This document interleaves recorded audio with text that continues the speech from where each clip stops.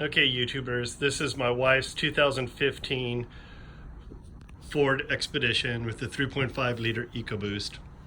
We've been wanting to put on an oil catch can for quite some time now because these first generation 3.5 liter EcoBoosts are notorious for having all that PCV vapor kind of gum up your valve. There's several different model oil catch cans. We went ahead and we went with the JLT Performance oil catch can. This catch can was about $120 on Amazon.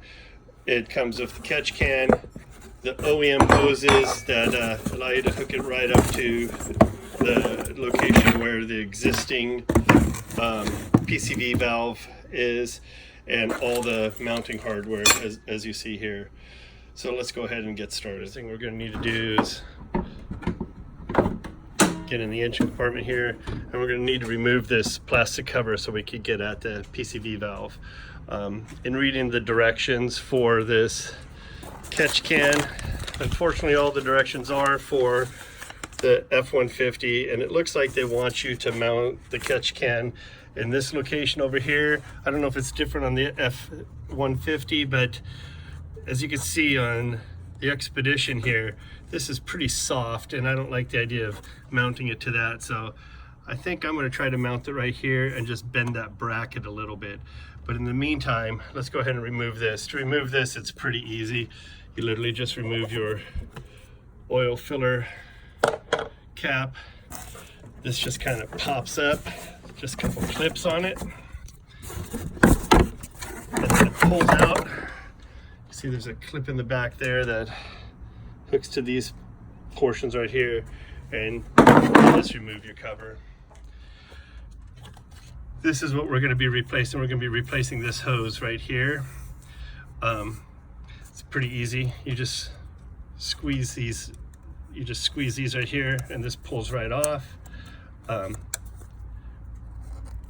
ahead and get this off here and here, and step one is complete. Actually mounting this catch can, the directions here say that the hose with the 90-degree fitting will go to the PCV valve, and the hose with the 45-degree fitting will go to the intake manifold. So it's literally the 90-degree fitting just connects right here. The 45-degree fitting is going to connect right here. Literally at this point we're done. The only tricky part is going to be where we're going to mount this. So let me figure out exactly how we're going to go about mounting this. But as you can see, it's just a plug and play thing. Snap the 90-degree fitting in here, 45-degree fitting in here. Directions say to mount this in this general vicinity. I think this makes it a little bit more convenient to get at. So I'm going to go ahead and I'm going to take this, I'm going to create a cardboard cutout of it, and I'm going to see how we need to bend it to get it to mount in place. Okay, I've got my cardboard cutout. It's supposed to mount something like this. I feel if I bend it here and here, I could probably get that in pretty good. So we're going to go ahead and we're going to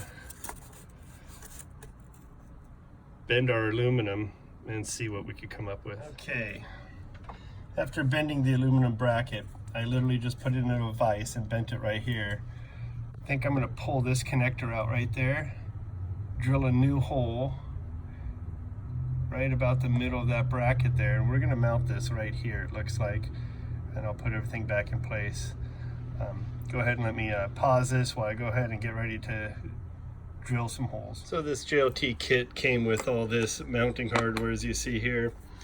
So what I've done is I went ahead and I pulled out this wiring harness from this first hole.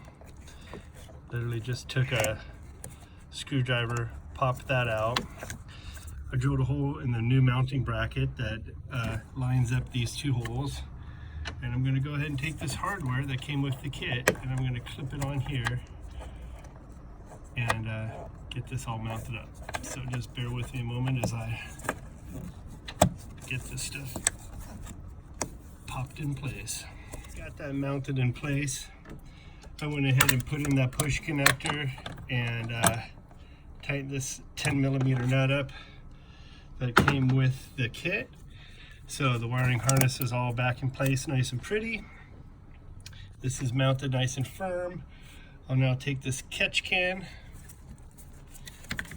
right here and screw it into the place with the supplied screws that came with it, and button this back up and let you see what it looks like. This entire process, even with me drilling some holes, I think I'm into this maybe 10-15 minutes at the most. Okay, YouTubers, here we go. This is it mounted back in place. All the wires look factory. They run back under the plastic cover for the EcoBoost. Everything fits nice and tight. There's the location of my oil catch can. It's really easy to change it. They recommend changing it every 15,000 miles. I think I'll just make sure I do it every oil change. This car was recently brought in for its 60,000 mile checkup at the Ford dealer. I told him I was thinking about doing this at that time, and I was concerned about voiding what's left of my extended warranty. I have a warranty that's good for 10 years, 100,000 miles, so I still have a little bit of warranty left. They said that this would not void the warranty, and in fact the service mechanic recommended it as a positive addition to this vehicle.